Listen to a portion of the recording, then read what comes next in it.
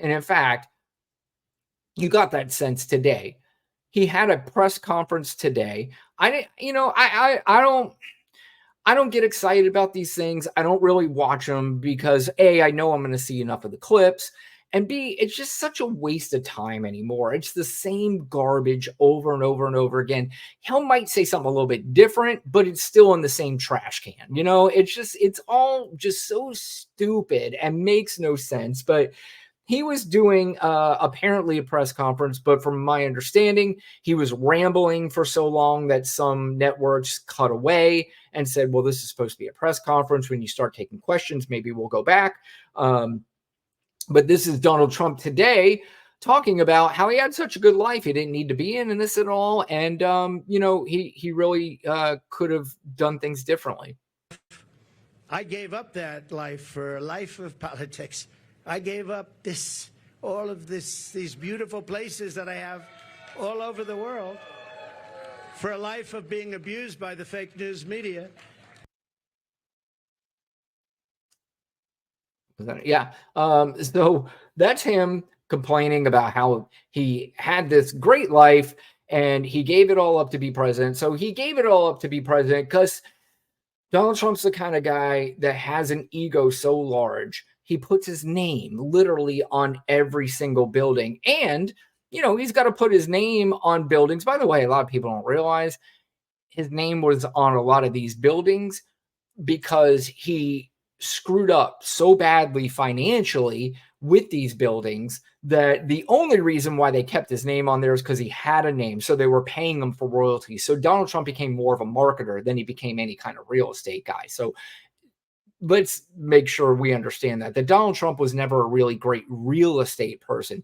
He was great at screwing things up so badly, but he knew how to market himself. So the banks were like, holy shit. I mean, we can't just let this thing shut down. So why don't we do this? We'll keep your stupid name on the building and we will pay you royalties. So that way we don't go completely under.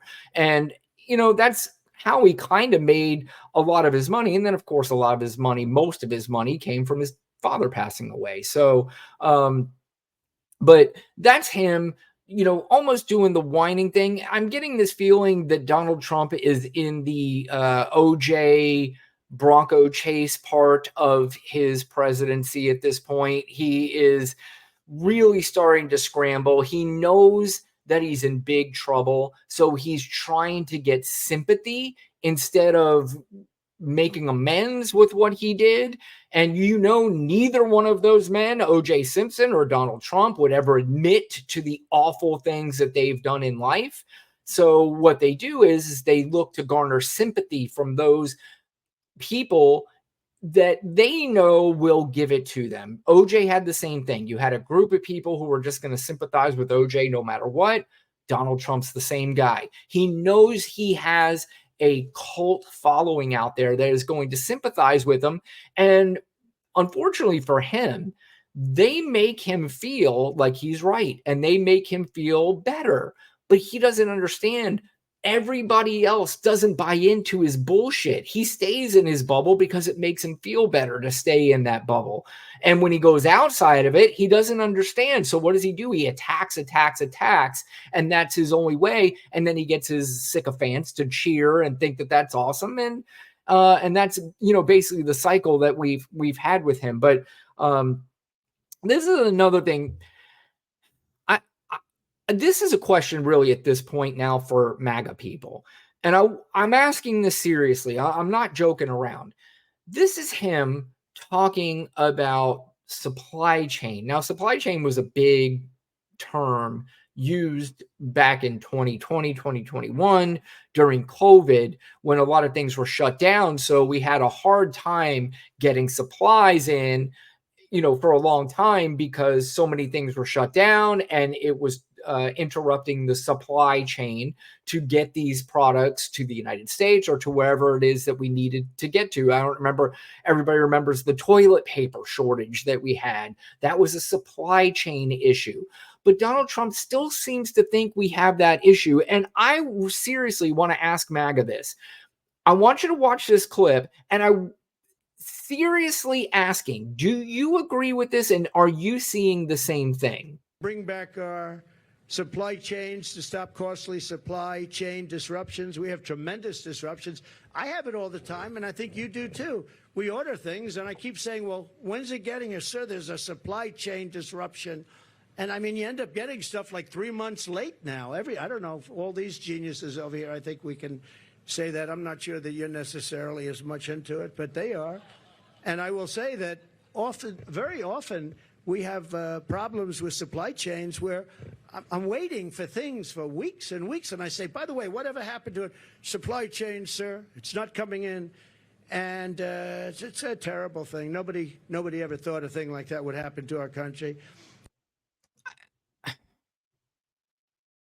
Seriously, is that happening to anyone anywhere at this point? There's supply chain issues. Sir, it's supply chains. He's asking people, wait, where's my thing? He doesn't even say what the thing is because there is no thing. He didn't order anything that he was waiting weeks on for it to come in. And then he asked somebody and they said, sir, supply chain. First of all, if you were the ex-president of the United States and that truly was a supply chain issue, wouldn't you know that without having to ask some random person about why whatever the fuck it is you ordered didn't come in? Come on, man. And seriously, that's why I'm asking MAGA people, when you hear this, I mean, don't you at some point shake your head and go, this guy thinks that we're stupid.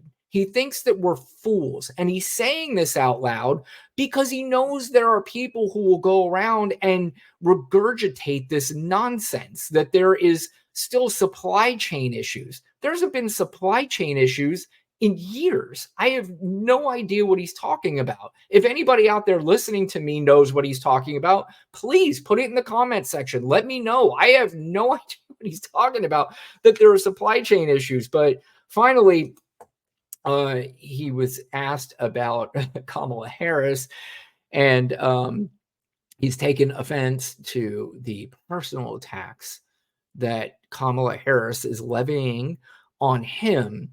And it's in this one, you got to give it to Donald Trump. You got to feel a little sorry for him because people are attacking this poor guy. People are calling him names, and that's just something that he doesn't do. He never attacks anybody. He never calls anybody any names. He's always been a pretty stand-up guy, so I will give him that. So I let's listen to his complaint here, and let's see if we can move on any further with it. Many of your allies who want you to win in November say your current strategy isn't working, that you need to stop with the personal attacks on Kamala Harris and deliver a more disciplined message. Do you agree? And also, you added more people to your campaign today. Yeah. Is that a sign of a shifting strategy? No, I think it's a sign of we want to close it out. We have great people. Susie is fantastic, as you know, and Chris is fantastic. They're leading it. Corey Lewandowski's coming in.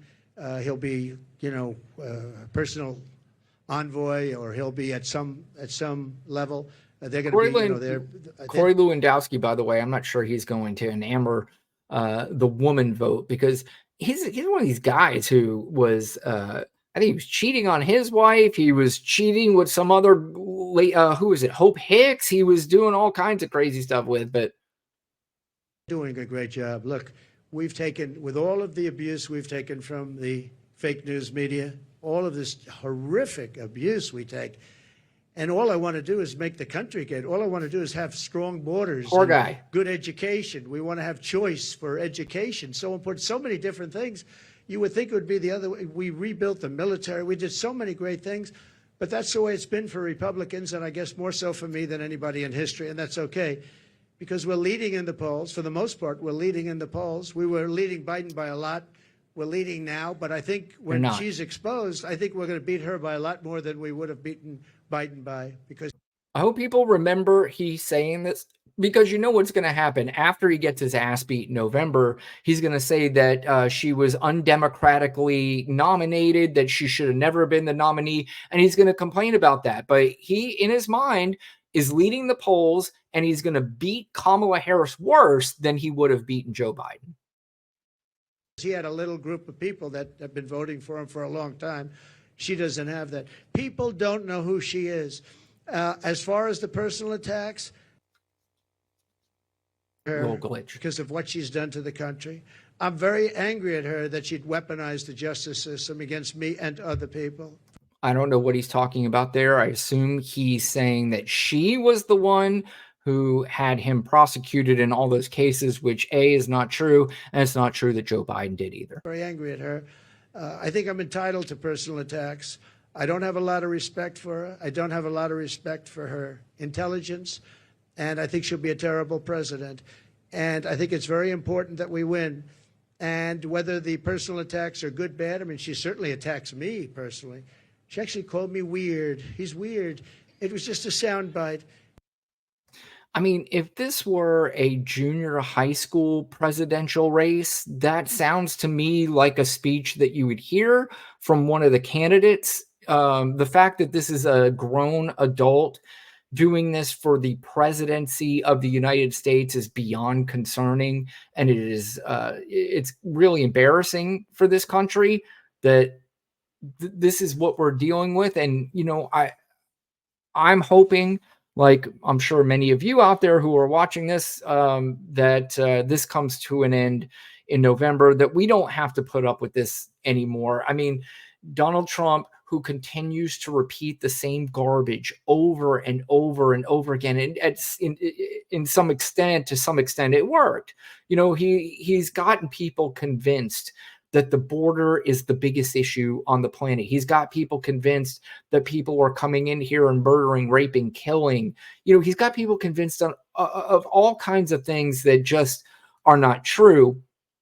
But again, it's the repetitiveness. However, The Daily Show the other night did a phenomenal little piece on Donald Trump and the way he does repeat himself. And this is the contrast on how he attacked Joe Biden and how he's attacking Kamala Harris. And this is good stuff. Biden is a failed president. She was a failed vice president, the worst president in the history, the worst vice president in history. He is incompetent. She's incompetent. Everything he's touched has been bad. Everything she's touched has turned to bad things. He can't talk. She can't talk. In many ways, he's worse than Bernie. She's worse than Bernie. Low IQ. He's a low IQ individual. She happens to be really a low IQ individual. She really does. She has a very low IQ.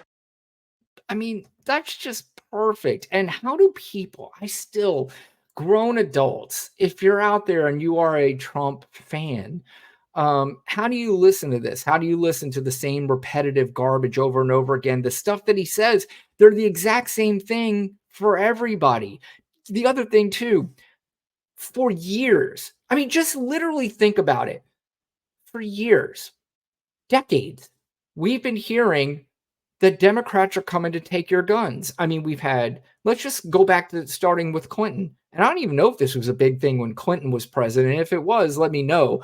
But Clinton was in office for 8 years, didn't touch any guns. Obama, now that was the big one, that Obama, when he gets into office, he is going to strip everybody of their guns. Nothing happened with guns ever. And it didn't even come close. There wasn't even a proposal to take away guns. Then Biden comes in, going to take away your guns. Nothing. Same thing with communism. We're not going to have a country anymore if these people take over. Clinton, 8 years. Obama, 8 years. Biden, 4 years. And you're probably going to get 4 years of Harris, but at least.